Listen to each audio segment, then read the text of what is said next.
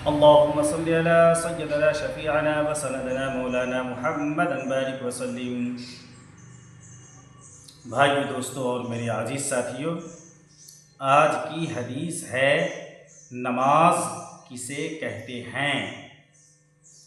نماز خدا کی عبادت کرنے کا ایک طریقہ ہے جس پر عمل کرنا تمام مسلمان مرد عورتوں پر ضروری ہے، مگر بیماری، سفر یا دوسری خاص مجبوریوں کی حالت میں نماز کے حکموں میں آسانی پیدا کر دی گئی ہے، جن کی تفصیل آپ آگے چل کر سنیں گے۔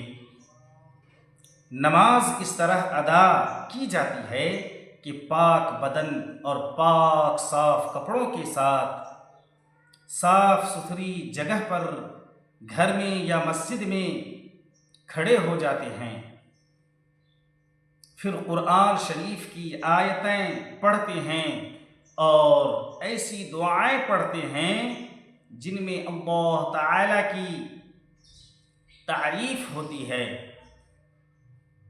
اللہ کے سامنے جھکتے ہیں اور زمین پر سر رکھ کر خدا کی بڑائی اور اپنی کمزوری اور مجبوری ظاہر کرتے ہیں۔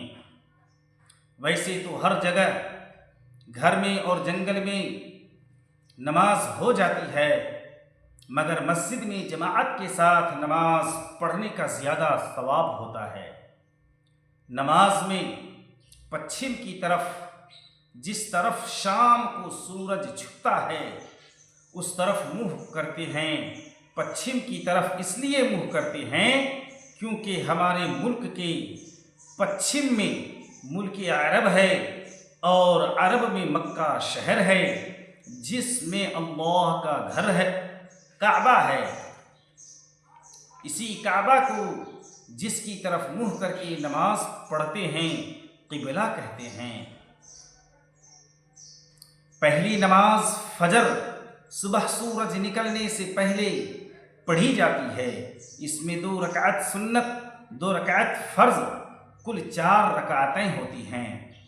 دوسری نماز ظہر دوپہر کو سورج ڈھلنے کے بعد پڑھی جاتی ہے۔ اس میں پہلے 4 رکعت سنت، پھر 4 رکعت فرض، پھر 2 رکعت سنت، کل 10 رکعتیں پڑھی جاتی ہیں۔ تیسری نماز نماز عصر ہے، سورج چھپنے سے 2.5 گھنٹہ پہلے پڑھی جاتی ہے۔ اس میں 4 رکعت فرض ہوتے ہیں۔ چوتھی نماز مغرب ہے، نماز مغرب شام کو سورج چھپنے کے فوراً بعد پڑھی جاتی ہے۔ اس میں 3 رکعت فرض، 2 رکعت سنت، کل 5 رکعتیں پڑھی جاتی ہیں۔ پانچویں نماز عشاء، نماز عشاء سورج چھپنے کے 1.5-2 گھنٹہ بعد پڑھی جاتی ہے۔ اس میں 4 رکعت فرض، 2 رکعت سنت، 3 رکعت وتر، کل 9 رکعتیں ہوتی ہیں۔ سنت غیر مؤکدہ اور نوافل حصہ ملا کر کل 17 رکعتیں ہوتی ہیں۔ نماز سے پہلے وضو، نماز پڑھنے سے پہلے ہاتھ منہ پیر دھوتے ہیں، اسے وضو کہتے ہیں۔ وضو کے بغیر نماز نہیں ہوتی۔ صاف برتن میں پاک پانی لے کر ذرا اونچی جگہ پر بیٹھے تاکہ منہ ہاتھ دھونے کا پانی نیچے کی طرف جائے اور کپڑوں پر چھینٹے نہ آئیں۔ وضو کرنے کے لیے قبلہ کی طرف منہ کر لینا زیادہ اچھا ہے۔